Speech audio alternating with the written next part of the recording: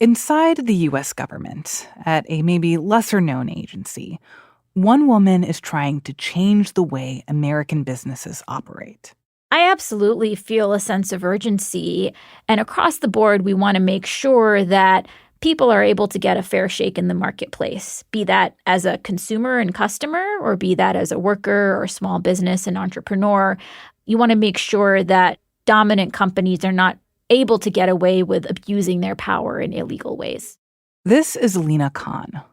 On Tuesday, she came to the office of The Washington Post for a conversation in our studio. My name is Lina Khan, and I am chair of the Federal Trade Commission. Khan was appointed to this role by President Biden in 2021. The job of the agency is to ensure fair competition in the marketplace and to protect consumers.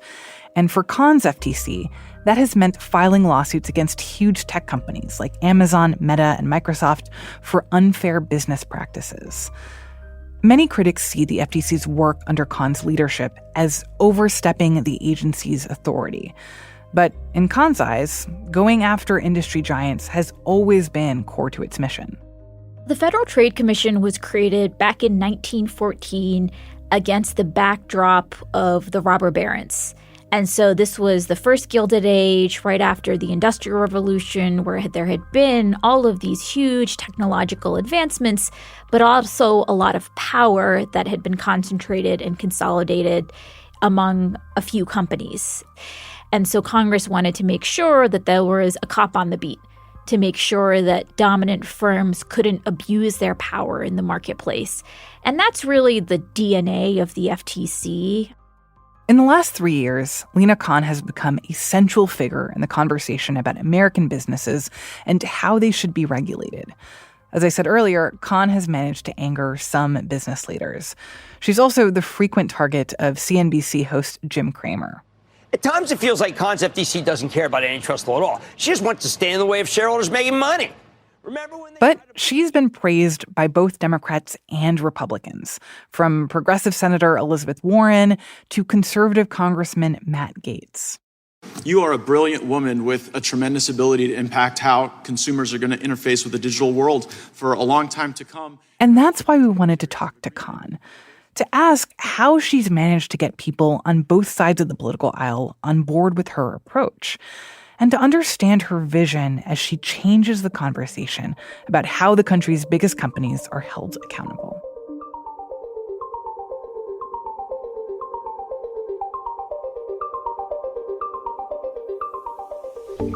From the newsroom of The Washington Post, this is Post Reports. I'm Martine Powers. It's Wednesday, June 12th. Today, a conversation between Lina Khan and my co-host Elahe Izadi. They'll talk about how the government should regulate artificial intelligence, why the FTC is taking a big swing at Amazon, and how Khan's approaching her work in an election year. You'll hear Elahe take it from here.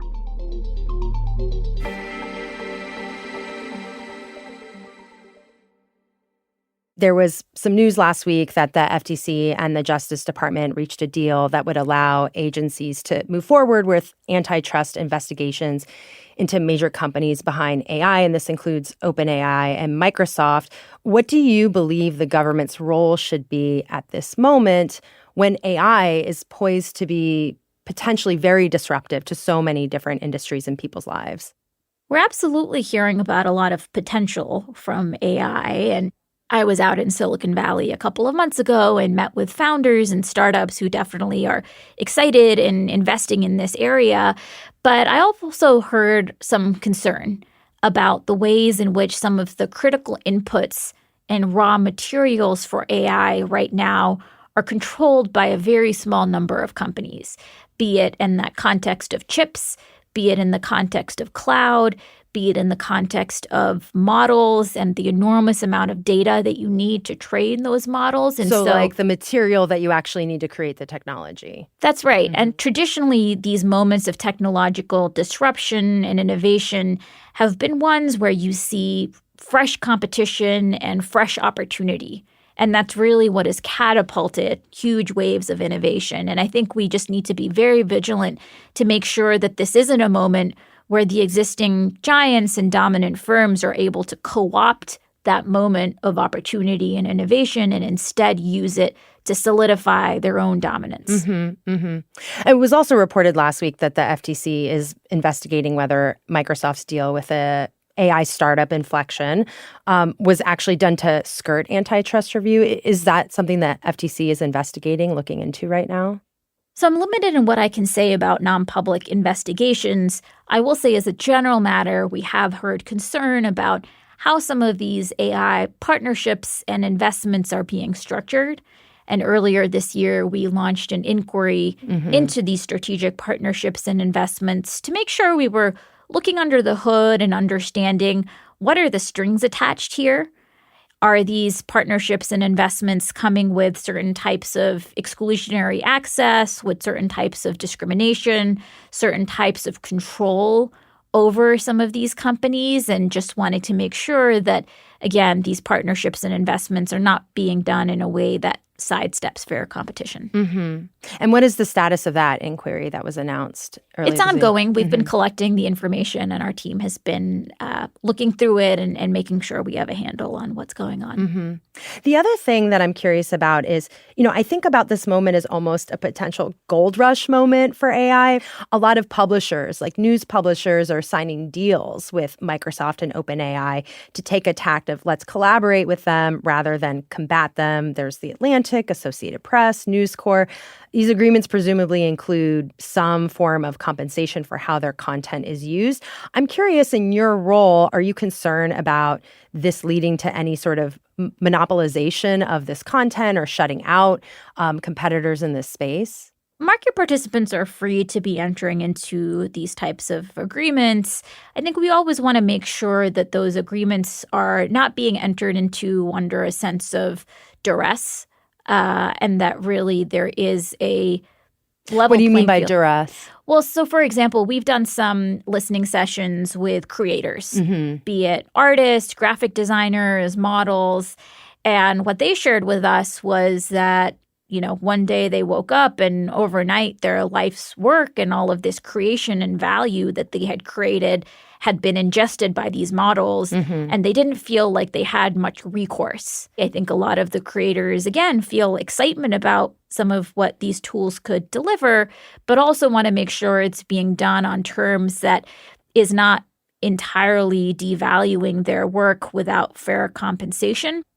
A lot of this is going to be figured out in the marketplace, but as a competition enforcer, one thing we are mindful of is you want to have markets that are incentivizing the creation of, be it, media, news, art. And if you instead have a market where there's a mismatch between the people investing in creating this value and who's able to monetize it and gain value from it, that can quickly lead us to a situation where over the long term, you're not going to see creators invest in creating in that same way. And so there are real long-term consequences here that historically we've addressed through creating open, fair, and competitive markets.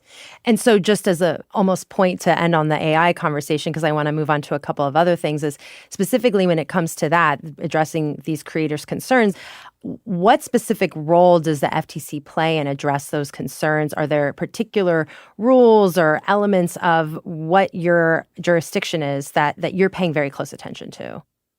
So we've been very clear that there is no AI exemption from the laws on the books. And so historically, sometimes we've seen that when new technologies are introduced, there can be efforts to say, hey, these are so new, these are so different, you need a totally different legal regime. And of course, Congress can consider whether new laws or provisions are needed. But that doesn't mean that the existing laws don't apply. And so all of the existing laws prohibiting unlawful monopolization, prohibiting unlawful collusion and price fixing, prohibiting unlawful deception and unfairness, all of these provisions still apply. And so we want to make sure the market's on notice about that. Yeah, it'll be so interesting to see how all that plays out with this rapidly changing technology. Now I want to ask you about one of the biggest cases brought by the FTC, which is a case against Amazon. And here I should say that Amazon founder Jeff Bezos owns the Washington Post. The FTC and 17 other states' attorneys general have sued Amazon, alleging that Amazon uses anti-competitive strategies to maintain a monopoly and that it leads to both higher prices and degrading quality of goods for consumers. I'm sure you can add on to any of that if you wish, but Amazon has denied this, saying that the suit is wrong on, quote, the facts and the law, end quote. Now, correct me if I'm wrong, that the intention here is not to break up Amazon, right? So if that indeed is not the intention, what is the result that you're hoping to achieve here? And what would that actually look like in practical terms? So we have not taken a position on remedy. We're really focused on liability and proving the law violation.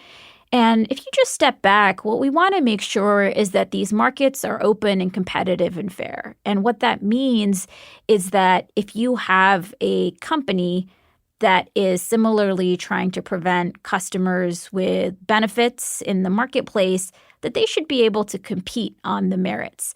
And what our lawsuit alleges is that Amazon has, through a whole series of tactics, basically maintained its monopoly through shutting out rivals. And the reason it's done that, our lawsuit alleges, is because the biggest threat to Amazon would be if any other company similarly gained the type of scale that Amazon has. Because once you gain a certain amount of scale in digital markets, this flywheel kicks in. And so all of Amazon's tactics that we allege are unlawful are basically designed to deprive those rivals of that scale.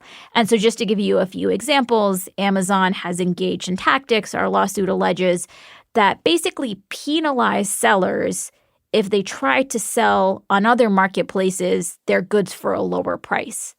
And so practically what that means is that sellers are not able to sell their goods on another marketplace for a lower price because Amazon is so dominant in the marketplace that if you get shut out of Amazon, it can be devastating for your business. This is happening alongside Amazon steadily increasing the fees that sellers and small businesses have to pay on Amazon. And so for these businesses, some of them are paying $1 out of every $2 to Amazon. It's a 50% Amazon tax that they're paying. And so they're facing a situation where their costs are higher on Amazon, but they're not able to list their prices on Amazon as higher than anywhere else. And so we allege that creates a situation where Amazon is basically, closing off the market, is able to maintain its monopoly. We allege similar practices when it comes to fulfillment services. And we also note that Amazon has been able to use certain algorithms that are systematically inflating prices for the American public, something called Project Nessie that it had underway that we allege has, basically extracted a lot of money from American shoppers. Mm-hmm. There have also been, just looking at your time at the FTC, a couple of losses. For instance, FTC has been unable to block the merger of Microsoft and its video game company, Activision Blizzard. There was also a loss in a case against Meta, the parent company of Facebook, where the FTC tried to block Meta from acquiring a VR fitness app.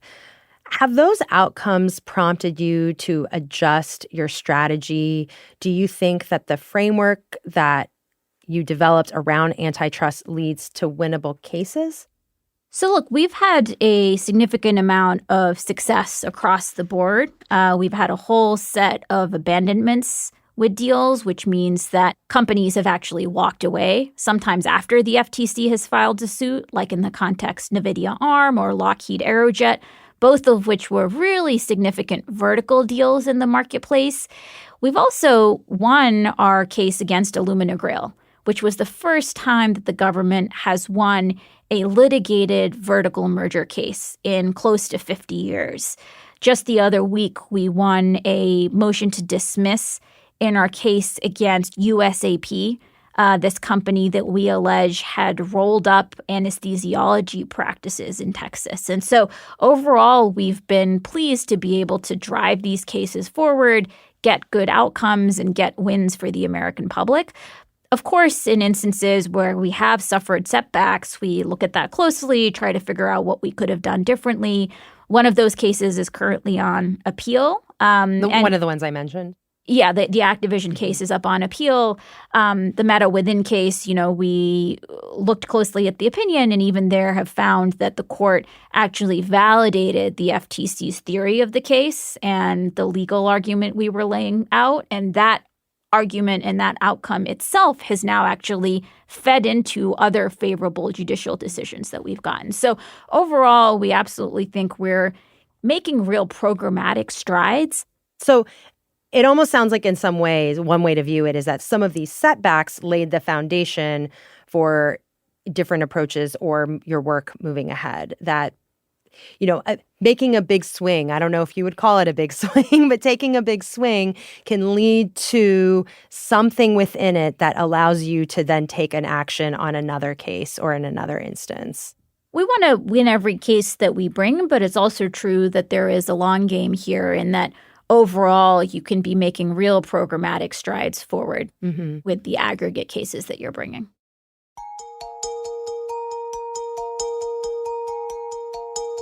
After the break, the conversation continues. My co-host Elahe Izadi asks Khan about her bipartisan fans, her critics, and whether she would serve under a Trump administration.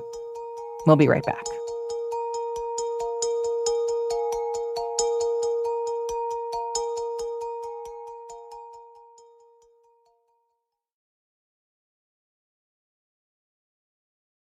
One thing that's fascinated me personally is that you've also managed to secure an interesting coalition of bipartisan support from people that are very far apart on the political spectrum. I'm thinking Senator Elizabeth Warren and Representative Matt Gaetz.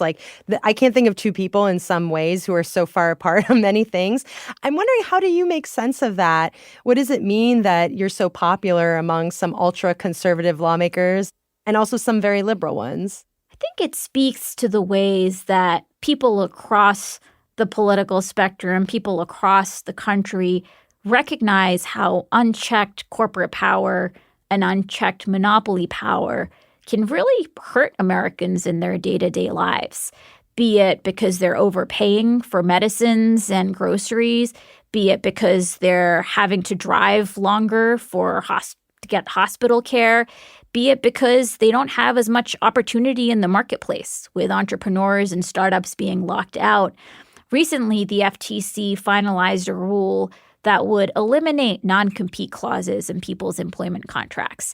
And so these are provisions in people's contracts that say, even after you leave your employer, you can't go work for a competitor, usually within a certain geography and for a certain number of years. And at a basic level, these non-compete clauses really undermine people's economic liberty, which, again, is something that people across the political spectrum really care about. Congressman Gaetz, who you just mentioned, actually filed an amicus brief in one of the FTC's proceedings showing support for our rule to ban non-compete clauses. Well, it's interesting you bring up the non-compete issue because obviously you've also, and the FTC has attracted some backlash to some of the actions it's taken. And on one of those, it's the non-compete ruling. The Chamber of Commerce has come out and has spoken very forcefully against it. There are some lawsuits working their way through the court, some challenges to that. One of the critiques that I've heard is that in some ways, I'm not speaking necessarily to those legal cases, but just the broader critique of it is that in some instances, you want to allow firms to invest in their employees in training, and they're pouring time and real resources into their employees. And if you allow them to just walk out the door and go to a competitor, that in the long term can hurt a business. It can hurt actually employee development. So I'm wondering how you respond to some of these critiques and criticisms. So on the issue of non-competes, we put out a proposal and got 26,000 comments in response. 25,000 comments. Can you put into perspective how big that is compared to other proposals? It's huge. Among our rulemakings, it's among the top levels of engagement. And 25,000 of these comments were firmly in support of the FTC banning non-competes. We heard from everybody ranging from bartenders and hairdressers to veterinarians and healthcare workers and engineers, people across professions, across income levels who shared how these non-competes had been devastating for them. We actually also heard from businesses and entrepreneurs who shared that non-competes had actually hurt their ability to enter into markets, to expand into markets. We asked questions about what are alternatives to non-competes that companies could use, such as trade secrets agreements, non-disclosure agreements. And it's important to remember that states like California have held non-competes to be non-enforceable for centuries.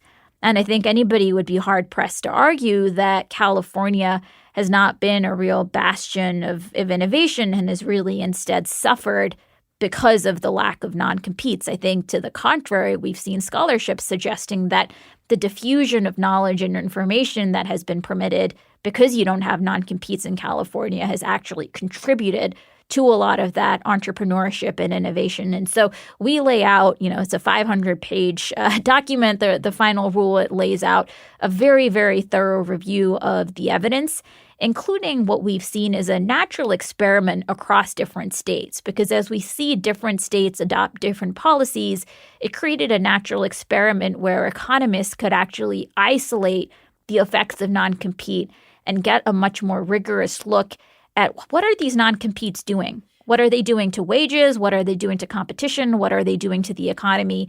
And we have a strong case laying out that these are really harmful. Mm-hmm. Yeah, and then I do want to give you an opportunity to respond to this other critique that is common among your critics, that the FTC is behaving in a way that's going beyond what was granted it by law and Congress, and that this litigation strategy is chilling deals that could create better outcomes from consumers. So how do you respond to those criticisms? Look, I care deeply about the rule of law, and I've been very concerned about instances where agencies have instead defied the will of Congress and unilaterally decided that certain provisions of the laws that Congress have written are just not going to apply, are not going to be enforced. And so that's why one of my top priorities has been to make sure we're actually being really faithful to the words that Congress has written in the FTC Act, being really faithful to all of the legal precedent on the books, to wanting to make sure that we are really doing our jobs in a way that is faithful and has integrity. And so across the board, that has been our approach. Look, there's no question that when the FTC is doing its job and going up against monopolies and other dominant firms that we believe are violating the law, there's going to be pushback, right? Some of these companies are enormously powerful, have enormous resources. And so the important thing for us as an agency and as a law enforcer that serves the public is to make sure that we're keeping the public in mind and enforcing the law without fear or favor, rather than an approach that's just going after small businesses when they violate the law, but giving big businesses a free pass because we're worried about the pushback. I think that would be deeply harmful to the agency's integrity and also undermine the rule of law. Mm-hmm. I have to ask you, given some of the conservative support that you do have, I saw recently or a couple months ago, Republican J.D. Vance of Ohio suggests that if Donald Trump does win in November, that he should keep you on as FTC chair. So I have to ask, is that something that you would do? Have you had any conversations with the Trump campaign? Look, it's been an honor of a lifetime to serve as FTC chair during this administration, and I won't speculate about what's going to happen in the election this year.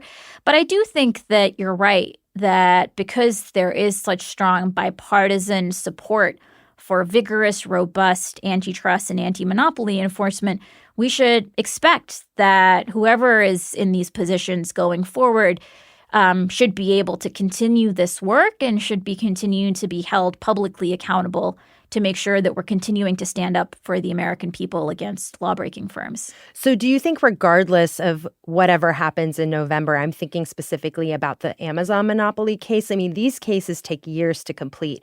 Do you expect, regardless of the outcome of the election, let's say if Biden loses re-election and a Republican is running in the FTC, what would happen with that case?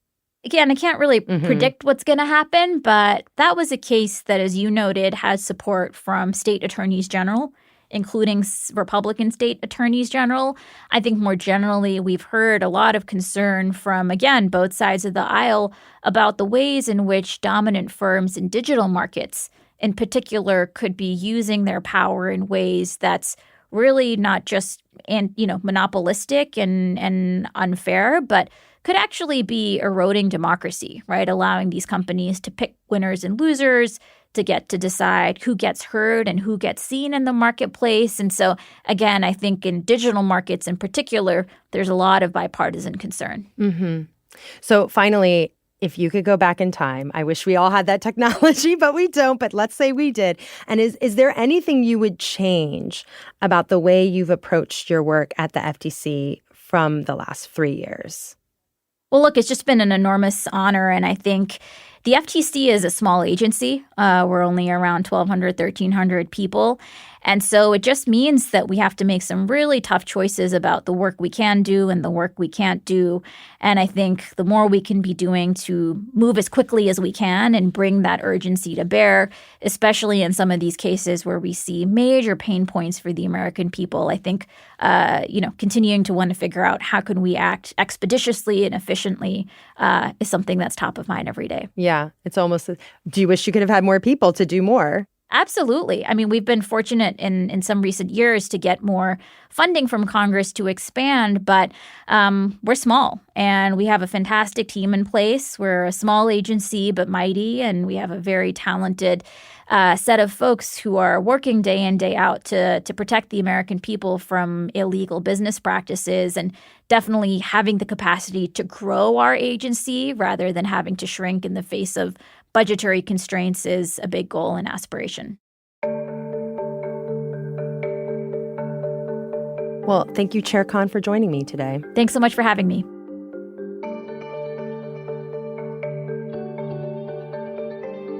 That was Lina Khan, the chair of the Federal Trade Commission. She spoke with my colleague, Elahe Izadi. There's a lot of election news happening right now, but one story in particular has really popped off in the past week: Donald Trump's search for a vice president. We know now that at least 8 Republicans have received paperwork to be vetted as potential running mates. That suggests that Trump is getting close to making a choice. And whoever that choice is could be a game-changing factor for the rest of the election. We were so eager to talk about this, and we didn't want to wait until the end of the week for our usual Friday politics conversation. So we've got a bonus episode of The Campaign Moment out today. It's me, Campaign Moment co-host Aaron Blake, and our colleague, reporter Marianne Levine, going deep on all 8 reported candidates who've made it to Trump's shortlist, and talking about what insights we have into what Trump is looking for. The central dilemma for Trump in this pick is, does he go with a pragmatic pick or does he go with a loyal pick? Does he pick somebody who's going to help him win this, or does he pick somebody who is going to be a governing partner that is never going to question him or do what Mike Pence did after January 6th? You are going to want to hear this conversation, but you won't hear it on Post Reports. Instead, you will need to follow the Campaign Moment podcast, where we are bringing you bonus episodes and extra conversations about the latest in politics. To find it, just go into your podcast app, search The Campaign Moment, and hit follow or subscribe. We'll also put a link to this episode in today's show notes and at postreports.com. That's it for today's episode of Post Reports. Thanks for listening. Today's show was produced by Peter Bresnan. It was mixed by Sean Carter and edited by Allison Michaels. Special thanks to Kat Zakreski and Alexis Fitz. I'm Martine Powers. We'll be back tomorrow with more stories from the Washington Post.